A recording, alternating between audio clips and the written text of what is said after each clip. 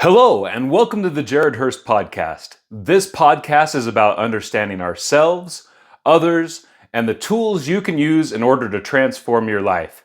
This week, I wanted to talk with you a little bit about the courage to try. So, I had this experience recently, and it got me thinking about the courage it takes to try and do things that put us outside of our comfort zone. I was at the gym. I was sitting in the sauna, and these women were talking about this man that had been in the sauna the day previous. And he had been trying to flirt with a girl very unsuccessfully. And they were there and they were talking and basically criticizing everything that he did. Now, I want to make this very clear because I understand that I could lose a few people here if I say things wrong. I am not suggesting that it is okay for us to approach people at inappropriate times or that it is okay to say inappropriate things to others. Like, obviously, we need to be socially aware and mindful of the things that we say. But with that said, they took a different approach than I wanted to take. Their thought process and the way that they were talking about this individual was a critique and basically scolding this individual for how he acted. The fact that he talked with this woman, the words that he used, the things that he said. And my response was different. My response was such that, one, I felt very proud of this individual that he took the courage to go out and put himself into what is likely a losing scenario. Now, if you think about it, I don't know what percentage of the population is married, but let's say half of the people are married.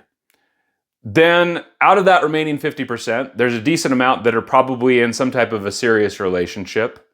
And then out of those remaining amount, there's only going to be a certain few that are actually attracted to this individual.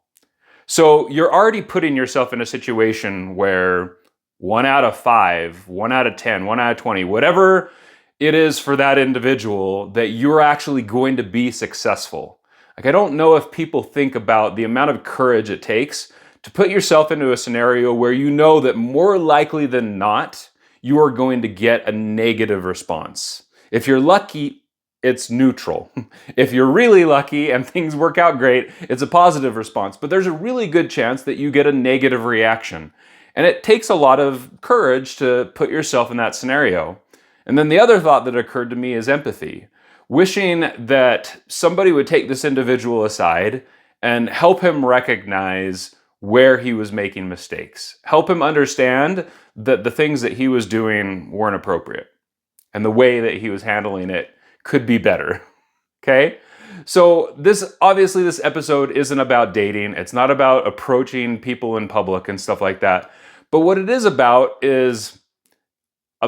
having the courage to go do things that we normally feel some type of resistance to do.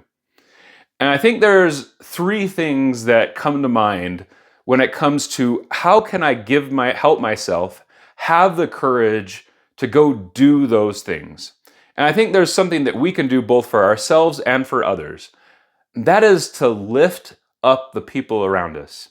We as human beings have the opportunity to decide how we're going to affect our lives and also how we're going to affect the lives of those around us. You know, one of the things that I really love is I love good energy. I love meeting new people. I love all those gregarious, social, high extroverted type of interactions. But that doesn't mean that that is easy for me. It isn't easy for me to see some random stranger as I'm walking through the supermarket and say hello to them. It isn't easy for me to see somebody and start up a conversation with me. It takes courage. It takes effort in order for me to get out there and do that.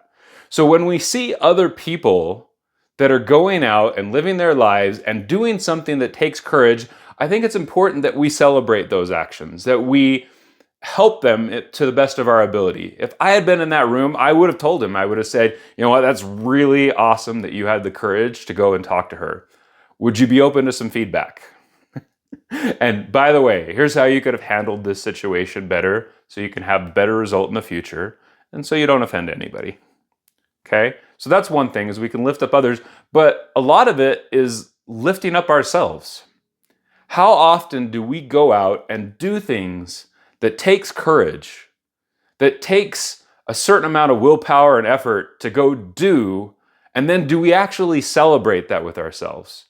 There's times where I go do something that I didn't used to do easily. I've trained it into myself where I'm able to talk to people in the store more often. I'm able to start up a random conversation with strangers. I'm able to get on a podcast and talk in front of a camera. This used to be a really nerve-wracking situation for me, and I felt a lot of resistance to it, even though it was something that I wanted to do. And now I do it, and it's a lot more effortless than it used to be because I've trained that into myself. But do I remember to celebrate the fact that I'm doing that? Just because it's become easy doesn't mean it's not worth celebrating. And when it's hard doesn't mean that we shouldn't celebrate it. So start training yourself to overcome those fears in order to put yourself in the situations where you are courageous by celebrating the times that you are courageous. Your mind is a magnificent thing, and you train yourself how to think and how to look at the world.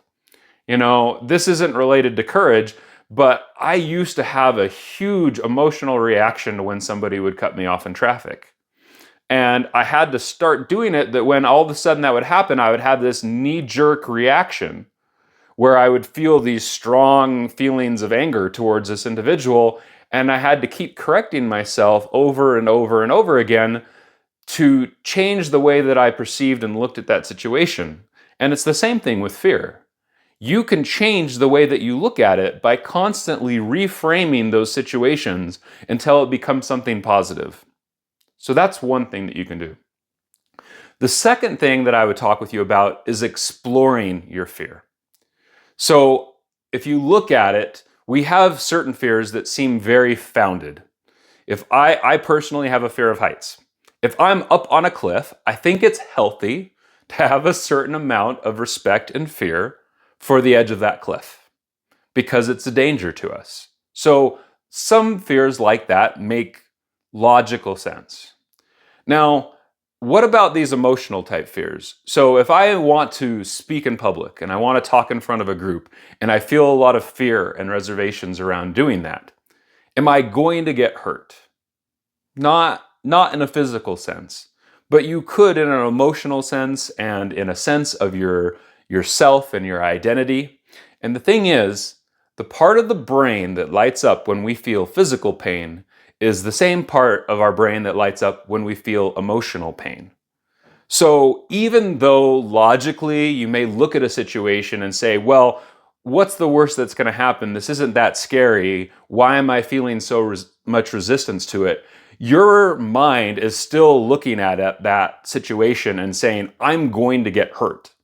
And it's that pain, even though not physical, is still very real.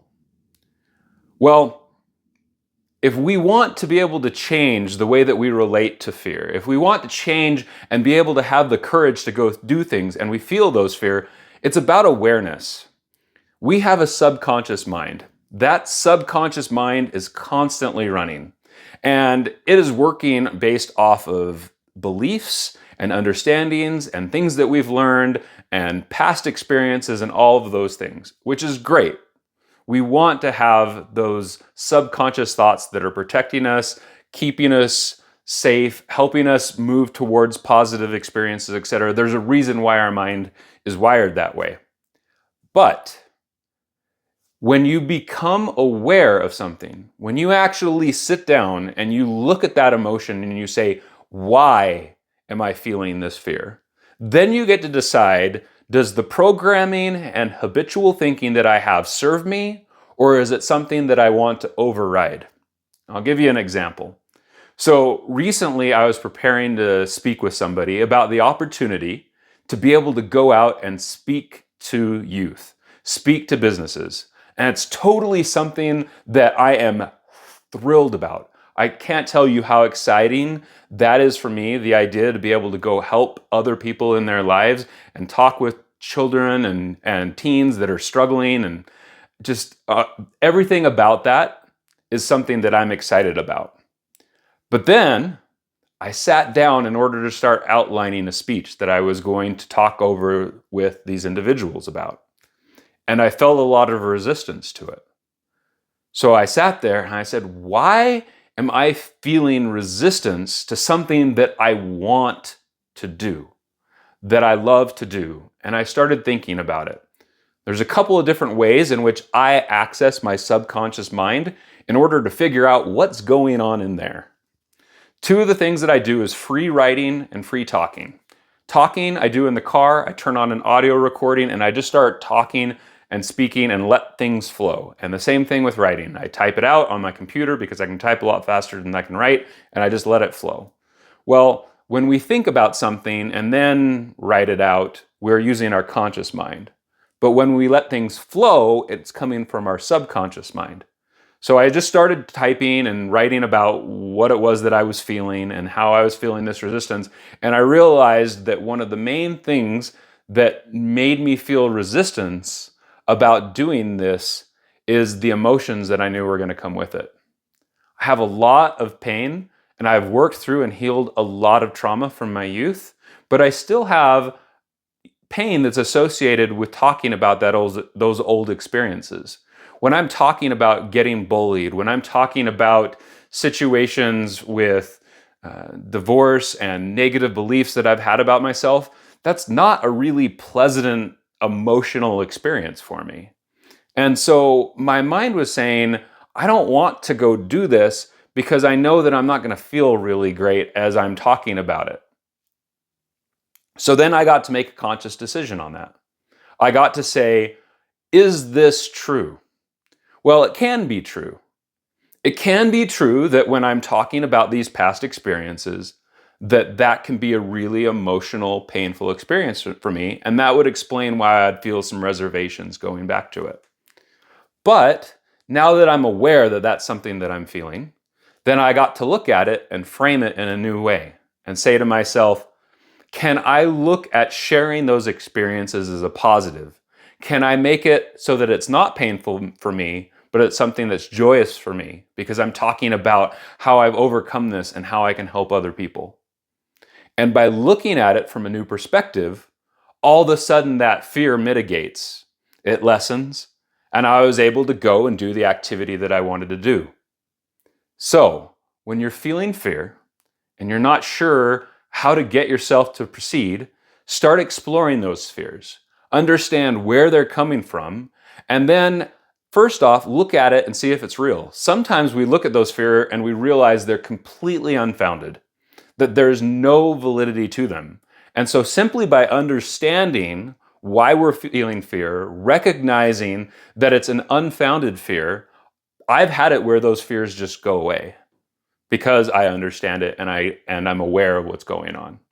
And then other times it's like that, where I'll reframe, I'll look at it from a different way, or maybe I'll go back and address something that I haven't dealt with properly, realizing that, I haven't dealt enough. I've spent a lot of time working on my past and the pain that I've experienced from my childhood, but there's obviously more work there that I need to put in. The next thing that you can do that can help you when you're dealing with fear is willpower. Sometimes you just have to get yourself to push through and take action in a situation that you're feeling resistance to. I may look at a situation, I'm aware that I have a fear, I'm aware that some of that is unfounded, but I don't have time to sit back and address all these fears and work through them before I go out and take action, because I need to go do this now. Well, we have a certain amount of willpower, the ability to do things that we don't want to do. So willpower is two things. It's doing things that we don't want to do, and it's resisting doing things that we want to. So it's going to get ourselves to clean the bathroom if we don't want to clean the bathroom, and it's getting ourselves not to eat the donut when we really want to eat it because we see it on the table. Those two things are willpower, and they've actually shown scientifically that when we do things that require willpower, our willpower grows. That part of our brain gets better at being able to do those things. So if you intentionally put yourself in situations where you do things that you don't want to do, where you resist things that you do want to do, you will get better at it. Also, as you probably noticed, there's a reason why most people, when they talk about scheduling out and creating your day, they'll tell you to do the hardest things first. We have a lot more willpower and a lot more ability to push through and do those hard things first thing in the morning. When we're rested, when we've been fed, when we're just in a better state of being. You ever had a situation where you go to talk to somebody about something really difficult? It's at the end of the day, you've been working all day, you're exhausted, you haven't had anything to eat, and then you try to have the ability to not lose, to keep your emotions in check during a really difficult conversation. It's not easy, right? So create the environment for yourself in order to have willpower, and in your free time, do things in order to help you have that ability to push through and take action.